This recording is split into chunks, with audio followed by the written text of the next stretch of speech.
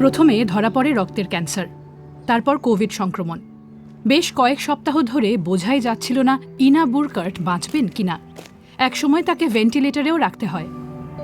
Und wirklich, dank der Gnade Gottes habe ich das überlebt. সত্যি ঈশ্বরের কৃপায় বেঁচে গেছিলাম, কিন্তু সুস্থ হয়ে ফেরার পর আমার শরীর ভীষণ দুর্বল হয়ে পড়ে।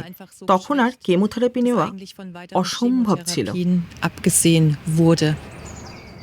সেই সময়ে ইনা বুরকার্টের জন্য যে চিকিৎসাগুলো সম্ভব ছিল তার মধ্যে একটি হলো কার টি সেল থেরাপি।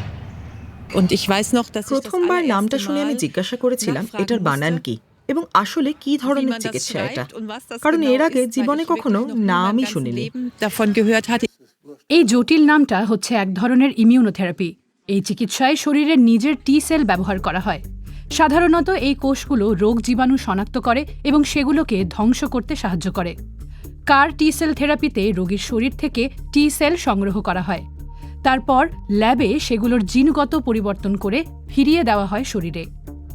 এই পরিবর্তিত কোষগুলো বি সেল শনাক্ত করতে পারে। বি সেল সাধারণত শরীরকে রক্ষা করে, তবে কখনো কখনো সেগুলোই পরিণত হতে পারে ক্যান্সারে। তবে এই কারটি থেরাপি তৈরি করার প্রক্রিয়াটা অত্যন্ত জটিল। এখন যেভাবে কারটি সেল তৈরি করা হয় তাতে উৎপাদন, প্রস্তুতি, নথিপত্র এবং ঠিকঠাক ব্যবস্থাপনার জন্য প্রচুর কর্মী প্রয়োজন। এবং এটা সবাই জানেন যে জার্মানিতে কোনো কিছুই করতে গেলে সবচেয়ে বেশি খরচ হয় শ্রমে। তাছাড়া বিশেষভাবে পরিষ্কার করা ঘরে ভালো মতো প্রশিক্ষণ নেওয়া বিশেষজ্ঞরা এই থেরাপিটা তৈরি করেন। এর অনেকগুলো ধাপ এখনও হাতে করতে হয়, তাই প্রয়োজন যথেষ্ট জায়গা, উপকরণ এবং সময়। এই কারণেই বিভিন্ন গবেষণার দল ও সংস্থা পুরো প্রক্রিয়াটি স্বয়ংক্রিয় করার চেষ্টা করছে। Fraunhofer Institute for Manufacturing, Engineering and অটোমেশনে আন্দ্রেয়া গাইসলার ও তার দল মিনি ফ্যাক্টরি তৈরি করছেন। রোগীর কোষ রাখা আছে এমন ক্যাসেট এই যন্ত্রে ঢোকানো যায়।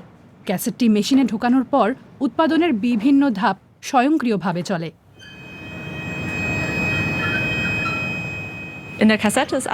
ক্যাসেটের ভেতরে প্রয়োজনীয় সবকিছুই থাকে। কোষ রাখার জন্য বায়োরিঅ্যাক্টর চেম্বার রয়েছে, যেখানে 37 ডিগ্রি সেলসিয়াস তাপমাত্রা বজায় রাখা হয়। একটি শীতল কক্ষে কোষের বৃদ্ধির জন্য প্রয়োজনীয় মিডিয়া থাকে।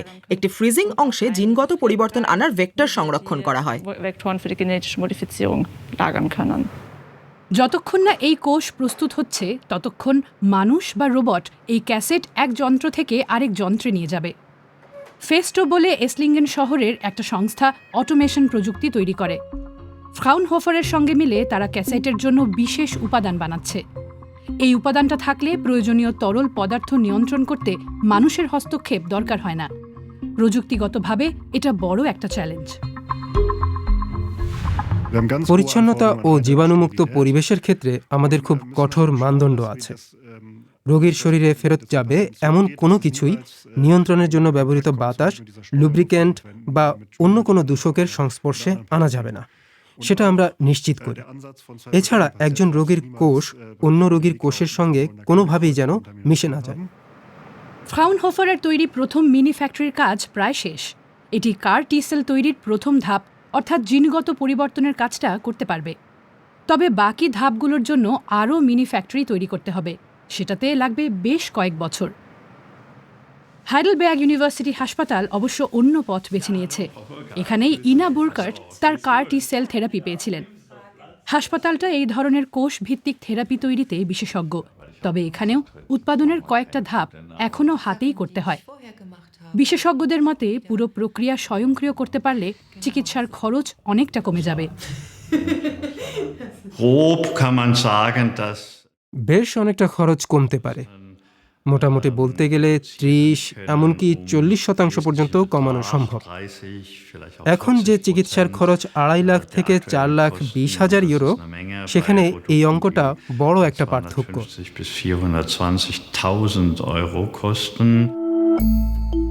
অপটিমা ফার্মা, সাইস ও বশ হেলথ ক্যাম্পাস সহ বিভিন্ন সংস্থার সঙ্গে মিলে হাইডেলবার্গের দলটিও নিজস্ব স্বয়ংক্রিয় ব্যবস্থা তৈরি করছে।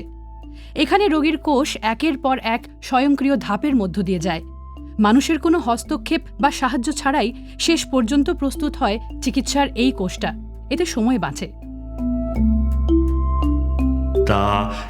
ব্যবস্থাটা পুরোপুরি স্বয়ংক্রিয় করতে পারলে আমাদের উৎপাদন ক্ষমতা বেড়ে যাবে 10 গুণ। এখন 14 দিন থেকে 3 সপ্তাহ লাগে কার্টি সেল তৈরি করতে। তখন একই সময়ে 10টি তৈরি করা যাবে। এটা বিশাল পরিবর্তন। আমার মনে হয় অগ্রগতির পথে এটা বড় একটা ধাপ। এ ধরনের থেরাপির চাহিদাও বাড়ছে। গবেষণায় দেখা যাচ্ছে আরও অনেক রোগীর ক্ষেত্রেই কোষ ভিত্তিক থেরাপি কার্যকর হতে পারে।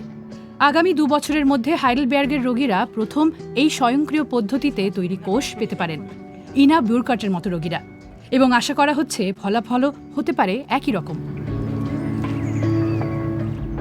তারপর থেকে আমার শরীরে রোগের আর কোনো চিহ্ন পাওয়া যায়নি। আমার কাছে এটা একটা স্বপ্নের মতো।